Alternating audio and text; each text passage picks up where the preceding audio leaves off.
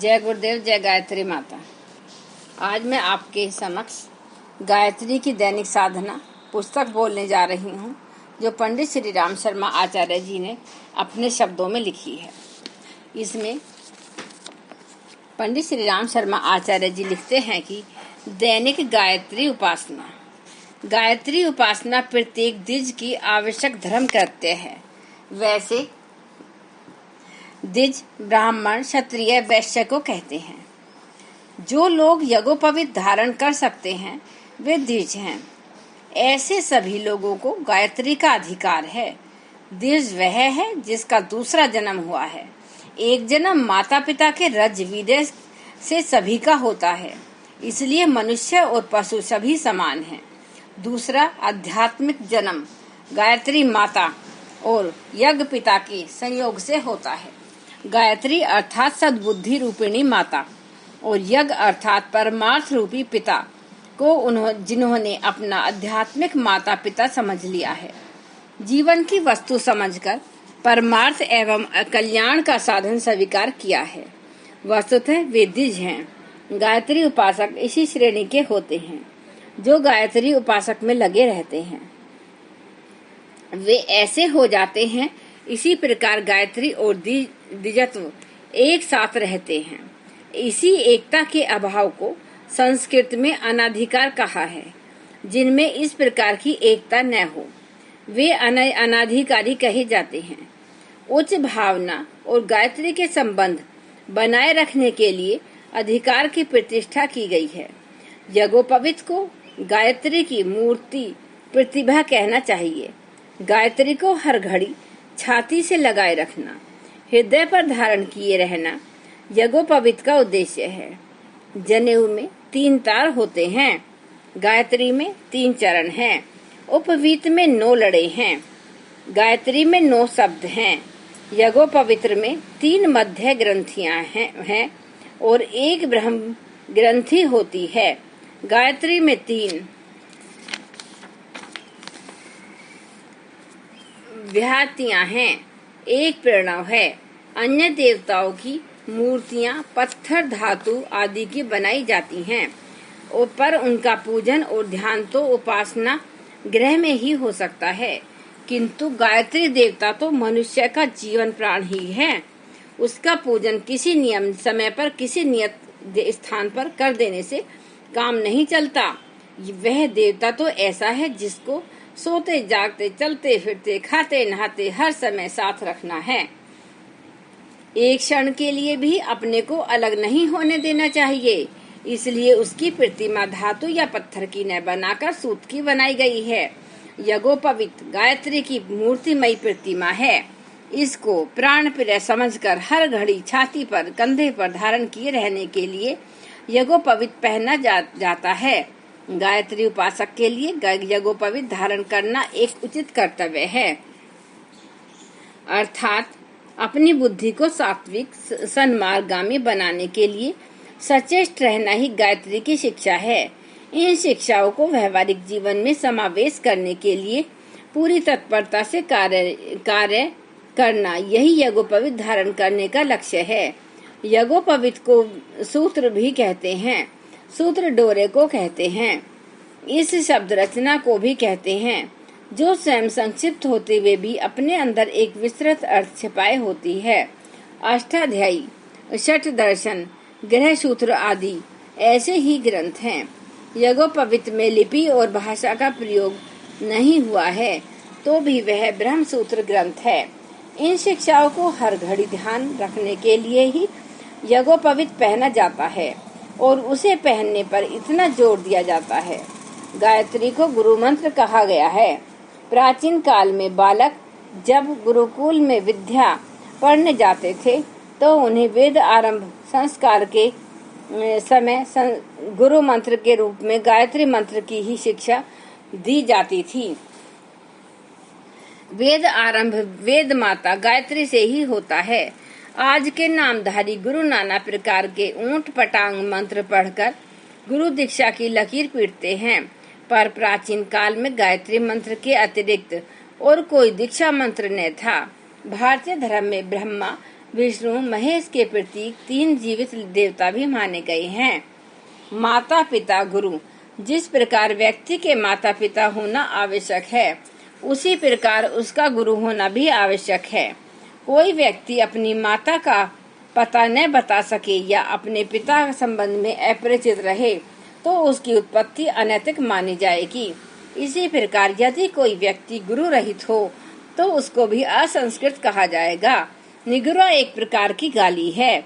जिसका गुरु नहीं उसको आध्यात्मिक सुव्यवस्था संदिग्ध मानी जाती है। गायत्री दीक्षा या गुरु दीक्षा एक ही बात है। ऐसा उल्लेख मिलता है कि गायत्री मंत्र कीलित है। इसको वशिष्ठ और विश्वामित्र ऋषियों का शाप लगा हुआ है। जो उस शाप का उत्कालीन कर लेता है उसी की साधना सफल होती है।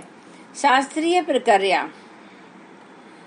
इस अलौकिक वर्णन में विधिवत गायत्री साधना करने, उसकी शास्त्रीय प्रक्रिया को समझने एवं अनुभवी पथ प्रदर्शक के ही संरक्षण में साधना क्रम को आगे बढ़ने का आदेश दिया गया है।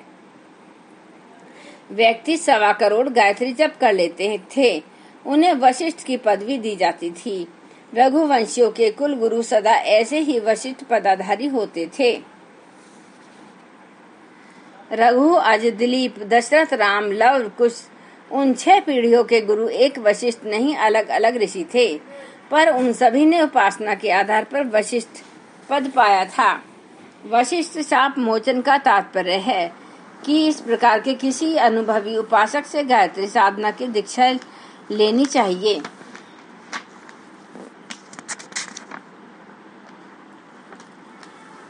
अपना पथ प्रदर्शक नियुक्त करना चाहिए।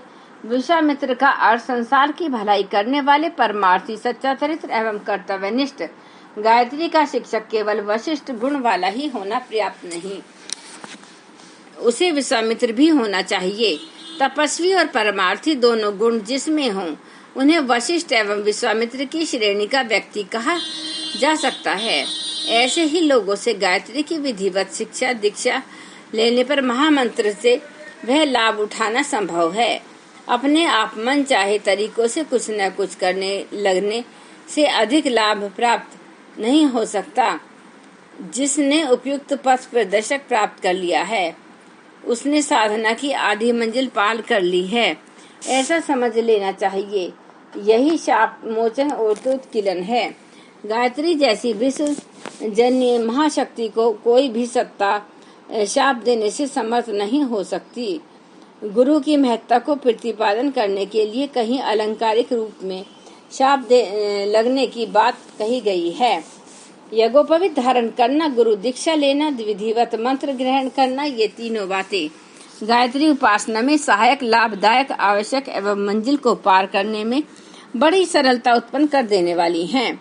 फिर भी अनिवार्य नहीं है कि इन बातों के बिना साधना नहीं हो सकती या गायत्री उपासना ने की जा सकती। सो बात नहीं।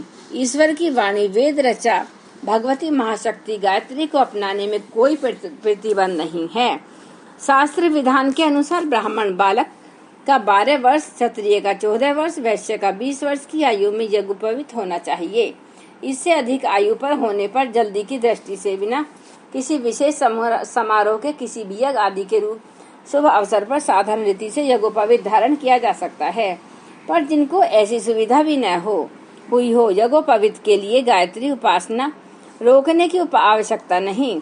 अवसर आने पर वे पीछे भी जनेऊ ले सकते हैं। इससे प्रकार यदि अपने स्थान पर ठीक पथ प्रदर्शक गुरु प्राप्त न हो तो किसी दूरस्थ व्यक्ति से संपर्क स्थापित करके भी काम चलाया जा सकता है। पुरुषों की भांति स्त्रियां भी गायत्री उपासना में लाभान्वित हो सकती हैं। कई आध्यात्मिक तत्ववेत्ताओं का यह कहना है कि पुरुषों की अपेक्षा स्त्रियों को गायत्री उपासना का लाभ अधिक मिलता है, क्योंकि माताओं को स्वभावतः पुत्र की अपेक्षा कन्या का अधिक ध्यान रहता है। वह अपनी पुत्रियों के लिए अधिक उदारता का परिचय देती है। विधि पूर्वक साधना एक महत्वपूर्ण बात है। किसी कार्य को उचित क्रिया पद्धति के साथ किया जाए, उसका लाभ भी फल ठीक प्रकार होता है। अवधि पूर्वक किए हुए कार्य को असफल रहते हैं या उनका फल स्वरूप फल होता है। इसलिए गायत्री उपासकों को उपासना का विधि विधान भली प्रकार समझ लेना चाहिए। शरीर को शुद्ध करके साधना पर बैठना चाहिए। साधारण स्नान द्वारा ही शरीर की शुद्धि होती है, पर किसी व्यवस्था ऋतु प्रतिकूलता या अव्यवस्था की दिशा में हाथ मुंह धोकर गीले कपड़े से शरीर पोंछकर भी काम चलाया जा सकता है। साधना के समय जिन सूती वस्त्रों को शरीर पर धारण किया जाए वह धुले हुए होने चाहिए। पालथी मारकर सीधे ढंग से बैठना चाहिए। कष्ट साध्य आसनों से चित्त में अस्थिरता आती है। बिना बिछाए जमीन पर न बैठना चाहिए। कुश का आसन, चटाई आदि के आसन सर्वोत्तम है। पशु चर्म गायत्री साधना के उपयुक्त नहीं। माला तुलसी या चंदन की लेनी चाहिए। प्रातःकाल से 2 घंटे पूर्व गायत्री साधना आरंभ की जा सकती है। दिन में किसी भी समय जप हो सकता है। सूर्य अस्त होने के 1 घंटे बाद एक जप समाप्त कर लेना चाहिए। 2 घंटा प्रातःकाल के और 1 घंटा सायंकाल का, वह 3 घंटे छोड़कर रात्रि के अन्य भागों में नियमित गायत्री साधना नहीं होती। मौन मानसिक जप किसी समय हो सकता है। प्रातःकाल पूर्व की ओर, शाम को पश्चिम की ओर मुख करके बैठने का विधान है, परंतु यदि मूर्ति चित्र किसी स्थान पर स्थापित हो तो दिशा का विचार न करके उसके सम्मुख ही बैठना चाहिए।